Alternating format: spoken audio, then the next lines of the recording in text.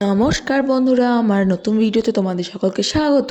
বেশ কিছুদিন ধরে আমার লুচি খেতে খুব মন করছিল, আর গতকাল দেখি শ্রুতি বাড়ি থেকে হস্টেল আসার সময় লুচি বানিয়ে এনেছে, সাথে সাদা আলুর তরকারি। আর কাকুর কাছে আমি রাত্রে খাবারে অর্ডার করেছিলাম রুটি আর ছোলার ডাল, আর প্লেটের এক কোনায় দেখতেই পাচ্ছ একটু বিরিয়ানি আছে। সেইটা অর্ডার করেছিল আমাদেরই রুমমেটস বাকিরা, তো একটু একটু করে শেয়ারও করেছে। টেস্টের কথা যদি বলি, এখানে বিরিয়ানির টেস্টটা আমার খুব একটা ভালো লাগে, যেহেতু আতরের গন্ধ, গোলাপ জলের গন্ধ একটু বেশিই ছিল, আর আলু তো ছিলই। কাকু আজকে শুধু রাইস দিয়ে গেছে, বিরিয়ানির আলু বা চিকেন কিছুই ছিল না।